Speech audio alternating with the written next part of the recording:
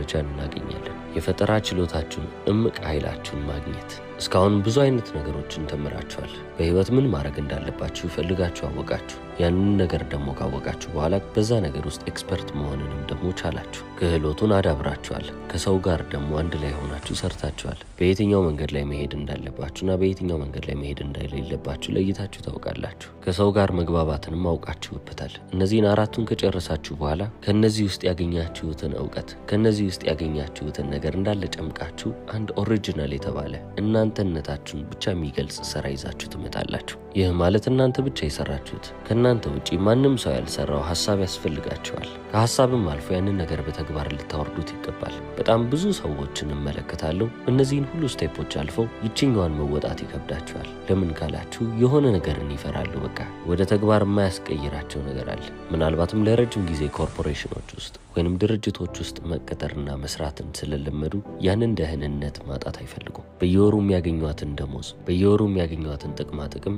ማጣት ያልፈለጉ ሰዎች ሊሆኑ ይችላሉ። በአንድ ዘርፍ ውስጥ ደግሞ ታላቅ ለመባል ከፈለጋችሁ ጥላችሁ ማለፍ ያለባችሁ ነገሮች አሉ። አዋቂ ሆናችሁ በዛ ነገር ውስጥ የተካነ ሆናችሁ ደፋርም ልትሆኑ ይገባል። እነዚህ ሶስቱ አንድ ላይ ሲሆኑ ነው እንግዲህ እናንተ የምትፈልጉትን ነገር የምታገኙት። ክሪኤቲቪቲ ማለትም እሱ ነው። እነዛን የተማርኳቸውን ነገሮች እንዳለ ያወቅኳቸውን ነገሮች እንዳለ አንድ ላይ ወስጄ አዲስ ነገርን ፈጥሬ ያንን ነገር እሰራዋለሁ ማለት ነው። ይሄ ደግሞ ድፍረትን ይጠይቃል።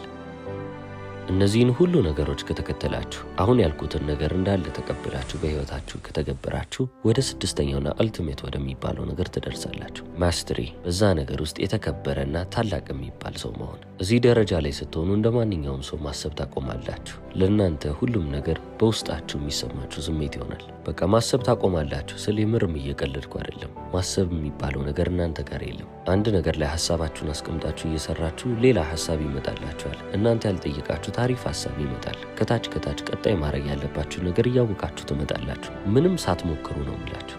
ሰዎች ሁለተኛ፣ ሶስተኛና አራተኛ እርምጃ ማየት ሲከብዳቸው እናንተ 40 እርምጃ በዛች ሰከንድ ውስጥ አይታችሁ ትጨርሳላችሁ። ፒያኖን ለ20 ዓመት ሙሉ ሲጫወት የነበረን ሰው እስቲ ተመልከቱ። ጣቶቼ የቱ ጋ ናቸው ብሎ ማሰብ የለበትም። እንደፈለገው ያደርገዋል። ጆሮአችሁ የሚሰማው ደግሞ በጣም ውብ የሚባል ሙዚቃ ይሆናል። በዚህ መንገድ ነው እንግዲህ ማስተር ልትሆኑ የምትችሉት። በጣም ጥቂት የሚባሉ ሰዎች ናቸው እዚህ ደረጃ ላይ የሚደርሱት። እኔ እንኳን ማስተር ሆኛለሁ ብዬ ላወራ አልችልም። ጫፎቹን ምልክቶቹን አይቻለሁ፣ ነገር ግን ገና ነኝ። እናንተ ግን ማስተር መሆን የምትፈልጉ ከሆነ አሁን ያልኳችሁ ነገር ይዛችሁ ለቀጣይ 20 ዓመት ወይም 15 ዓመት ዝም ብላችሁ መሄድ ነው። አሁን ያልኳችሁ ነገር እስከተከተላችሁ ድረስ ስድስተኛው ደረጃ ላይ መድረሳችሁ አይቀርም። በሮበርት ግሪን የተጻፈው ማስተሪ በዚህ መንገድ ተመልክተናል። እስከ መጨረሻው ስለተከታተላችሁ አመሰግናለሁ። ቻው።